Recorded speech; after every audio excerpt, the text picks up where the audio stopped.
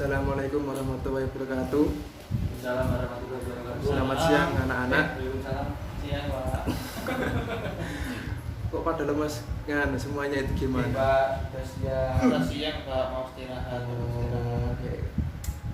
Kan ini jam terakhir mau pulang. Oh, iya, Pak. Ya melanjutkan materi kemarin ya. Iya, Pak. Materi kali ini yaitu haji. Semua pada tahu haji itu apa? Tidak, Pak. Belum, Pak. Haji itu adalah rukun Islam yang kelima yang wajib dilaksanakan bagi setiap muslim yang mampu melaksanakannya. Haji merupakan amal ibadah yang paling utama karena mencakup amaliyah, harta, dan fisik. Nah, ibadah haji memang tidak diwajibkan bagi setiap muslim karena ibadah ini memerlukan biaya yang banyak. Nah, ibadah haji ini sudah ada sebelum diutusnya Nabi Muhammad SAW. Ibadah ini diajarkan pertama kali oleh Nabi Ibrahim, Nabi yang pertama kali menerima perintah Allah Subhanahu wa Ta'ala untuk menunaikannya.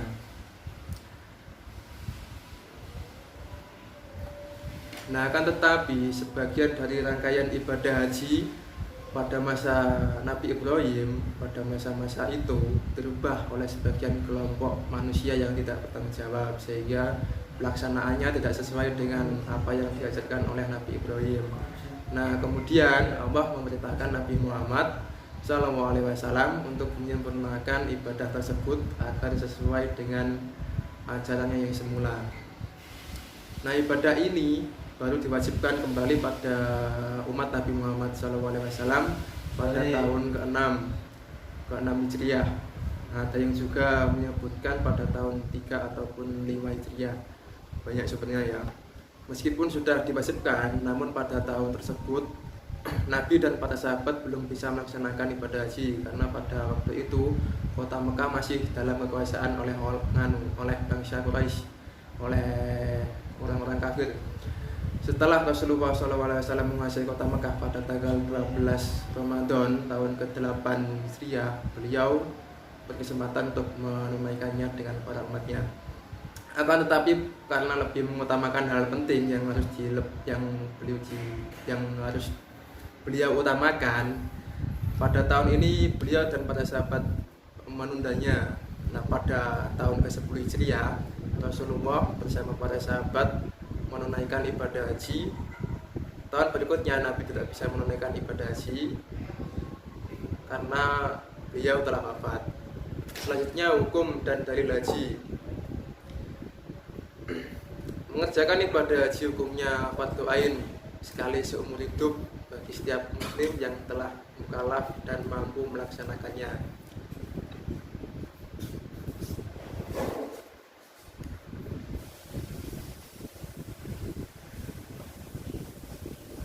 Nah, ibadah haji sendiri mempunyai syarat wajib dan syarat syah haji. Adapun yang termasuk syarat wajib haji yaitu 1. Islam, balik, berakal sehat ataupun tidak gila, tidak merdeka ataupun bukan hamba sahaya. Yang kelima adalah istihaah, kuasa atau mampu melaksanakannya. Yang dimaksud dengan kuasa atau mampu mengerjakannya yaitu usia jasmani dan rohani, mempunyai biaya yang cukup dalam perjalanan, adanya kendaraan dan aman dalam perjalanan. Selanjutnya syarat sah haji ada 4, yaitu Islam, balik, berakal, dan merdeka. Selanjutnya adalah rukun haji. Nah, rukun haji adalah amalan yang tidak boleh ditinggalkan atau diganti dengan yang lain walaupun dengan dam atau denda. Jika ditinggalkan maka hajinya tidak sah. Rukun ibadah haji ini ada 6, yaitu ihram.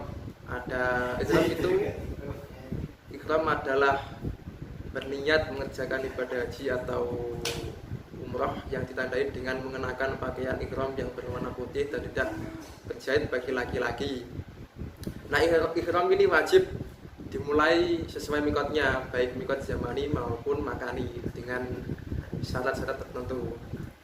Nah, pakaian yang dikenakan bagi laki-laki berupa 2 helai kain putih yang tidak berjahit, 1 diselendangkan seperti ini, dan satu helai lagi disarungkan seperti memakai sarung pada umumnya.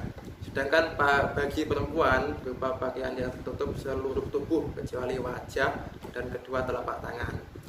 Jadi wanita tidak boleh memakai penutup wajah ataupun masker atau cadar ataupun apalah itu, dan tidak boleh memakai sarung tangan. Ibadah haji dan umroh harus diawali dengan ihram. Apabila dengan sengaja jamaah mikot tanpa ihram, maka dia harus kembali ke salah satu tempat mikot untuk berihram. Apabila jamaah telah berihram, maka sejak itu berlaku semua larangan ihram sampai tahallul. Selanjutnya wukuf di Padang Arafah. Nah, wukuf itu yaitu hadir di Padang Arafah pada tanggal 9 Zulhijjah mulai dari waktu zuhur sampai terbit fajar tanggal 10 Zulhijjah. Nah, wukuf ini merupakan gambaran bagaimana kelak seluruh manusia dikumpulkan di padang mahsyar. Wukuf di Arafah merupakan saat yang baik untuk bermuhasabah, menyesali dan bertobat atas segala dosa yang dikerjakan, serta memikirkan masa depan agar kita menjadi hamba yang taat kepada Allah Subhanahu wa taala. Selama wukuf dianjurkan untuk berzikir, berdoa, membaca tahlil, tahmid, tasbih dan istighfar yang banyak. Wukuf diawali dengan sholat zuhur dan asyar berjamaah dengan jamak takdim qashar. Kemudian dilanjutkan dengan khutbah wukuf dan memanjatkan doa kepada Allah Subhanahu wa taala. Wukuf di Arafah merupakan rukun haji yang paling utama, sehingga barang siapa yang tidak melakukan wukuf walau telah melakukan semua rukun yang lain, hajinya dianggap tidak sah.